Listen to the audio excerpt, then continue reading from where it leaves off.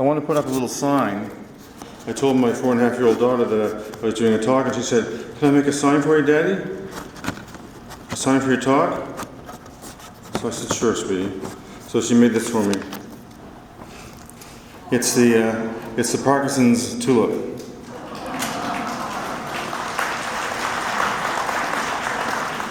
I promise I put it up. So there we have it. The official title of this talk is, "What Can I Do to Stay Involved After Diagnosis?" Oh, just a sec. What can I do to stay? There we go.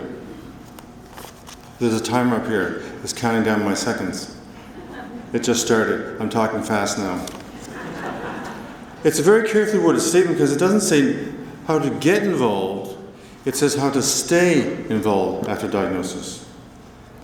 Because by virtue of your diagnosis, you are in the club. By virtue of diagnosis, you've been initiated to the tribe. So I'd like to have a show of hands. Who's new? How many people in the room have been diagnosed in the last 6 months? Just by show of hands. Okay, thank you. Well, welcome. In the last year, by show of hands. Last year, hands up high, thank you, welcome. In the last 3 years. In the last 5 years. And finally, you can't recall. It's been so long ago, I had no idea. Well, the first thing I'd like to say, besides welcome, is to say that the first thing you can do to get involved after diagnosis, to stay involved in diagnosis, is not to. Don't get involved. And I say that with deep respect because it's fair and respectful to acknowledge that you or a friend or a family member who has been gobsmacked with the diagnosis of Parkinson's may take a little bit of time to sort it through. Emotionally, spiritually, mentally, just to get your head around it. So my first advice is don't get involved until you're ready. I was diagnosed in 2005 at age 45, and I was ashamed and embarrassed to get an old person's disease. I told no one for a year. I shut down, and I learned that the Nile was not just a river in Egypt. That's my corniest joke. I had stinking thinking, and I was the president of my stinking thinking pity party. It got so bad, I actually wrote a country and western song. Do you want to hear it? Okay, go something like this.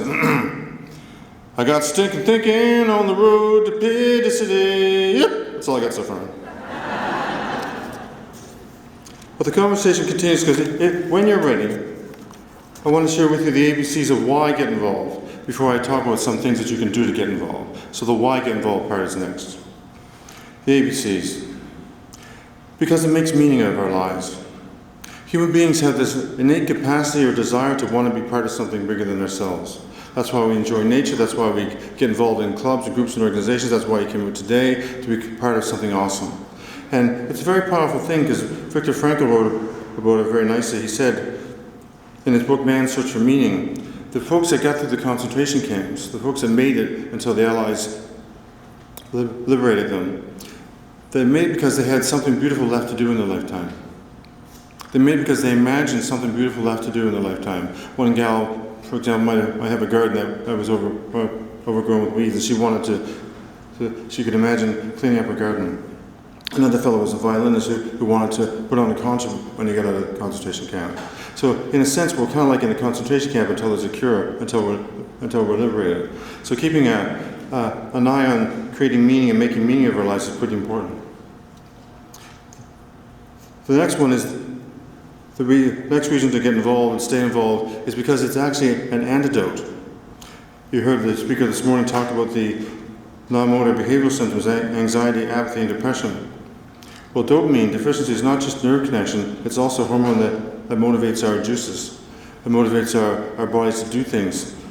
So getting involved in a cause bigger than you, psychologically, has a very curative connection between apathy and depression and optimism and dedication.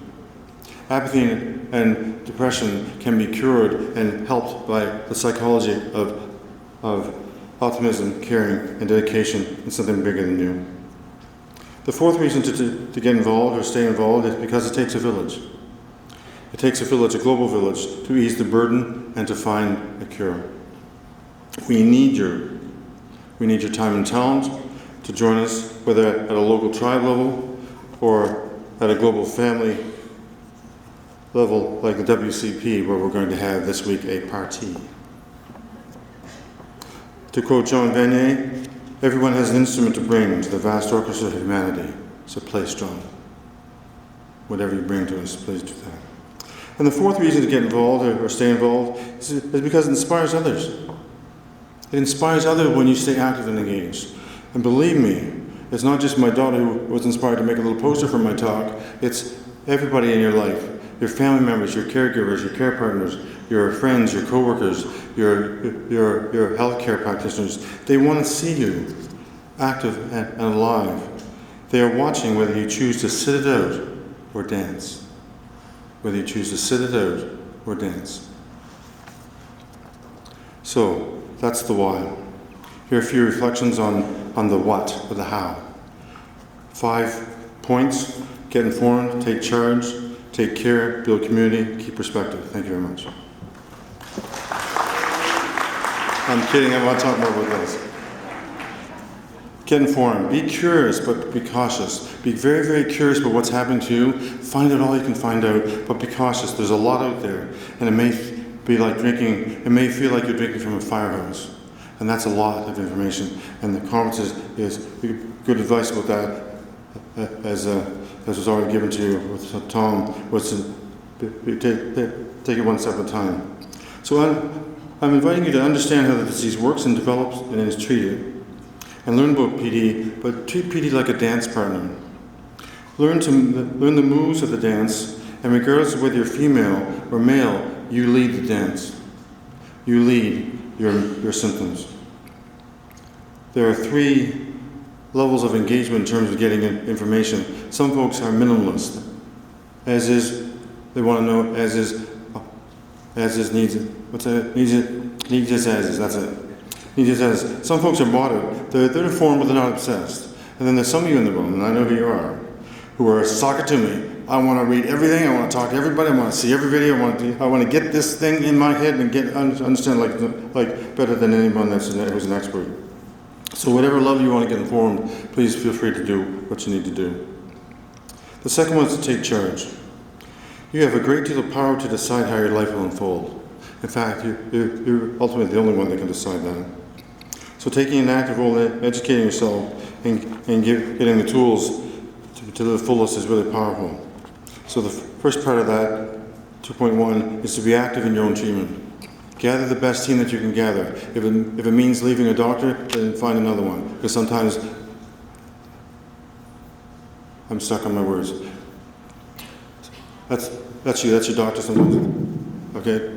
And you want a doctor goes like this. That sinks a little bit better. So be active in your care. Be a trailblazer.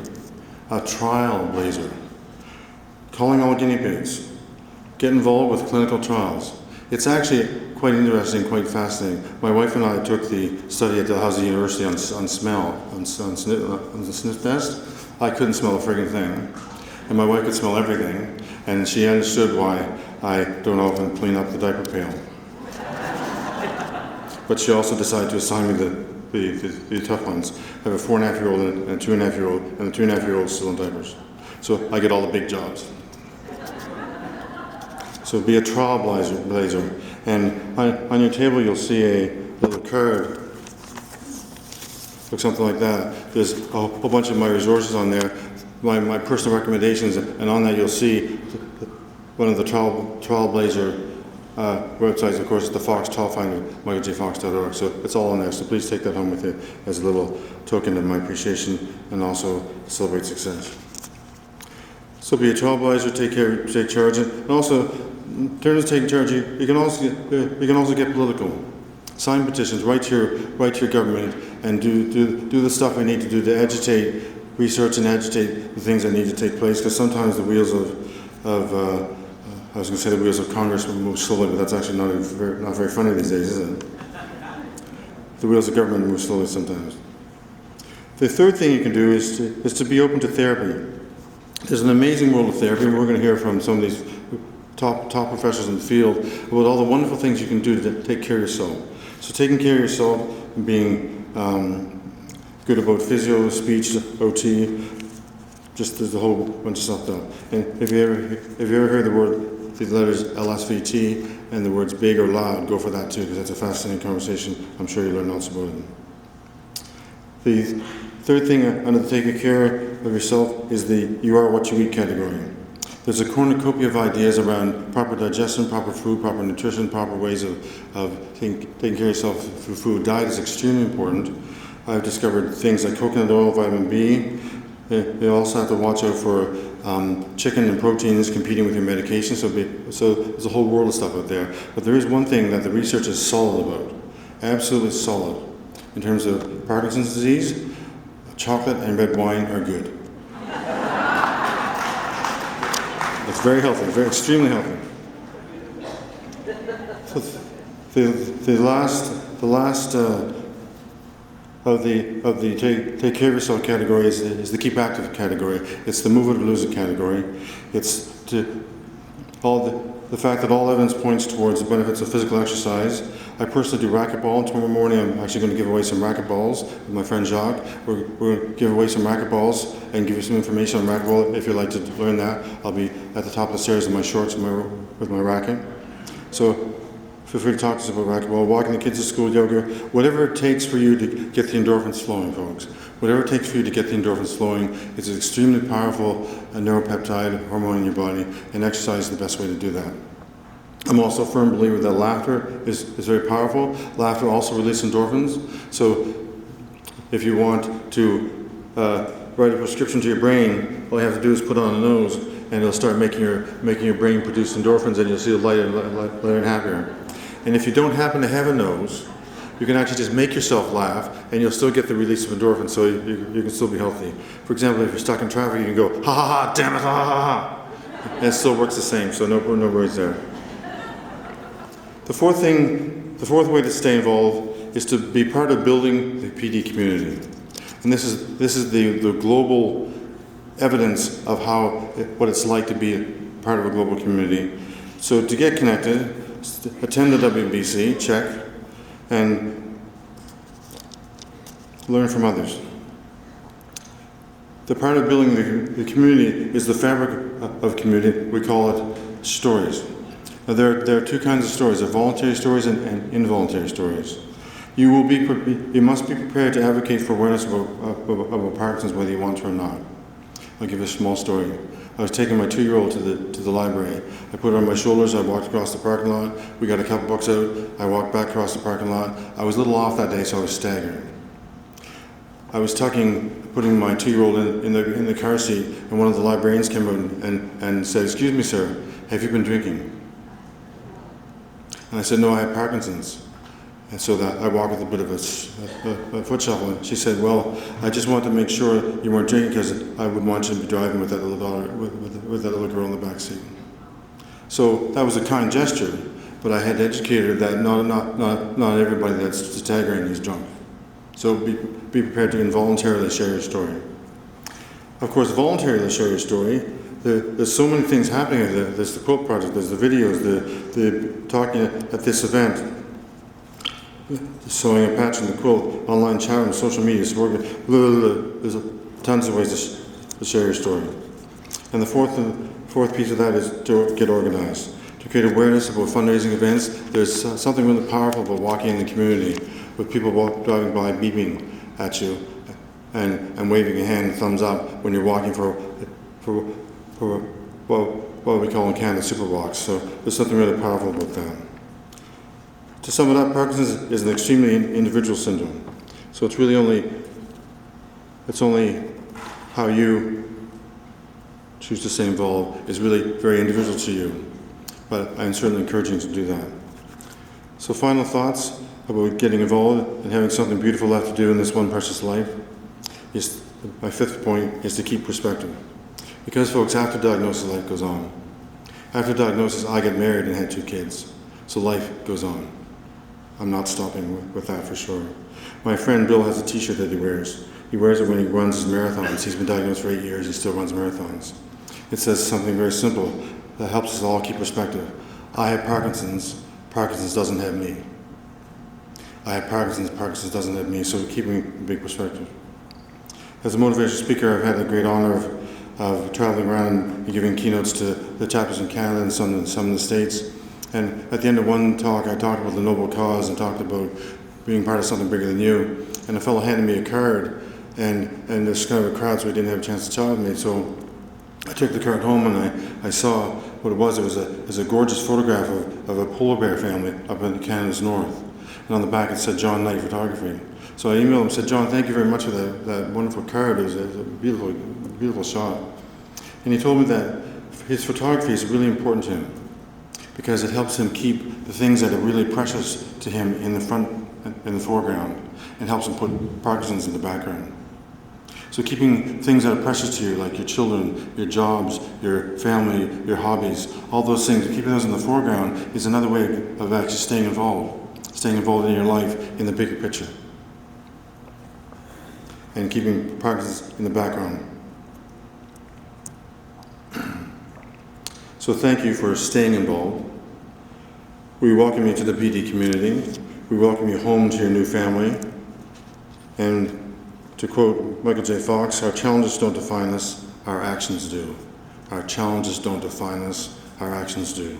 So thank you for this journey together towards a friendly future, and thank you for staying involved and coming here today.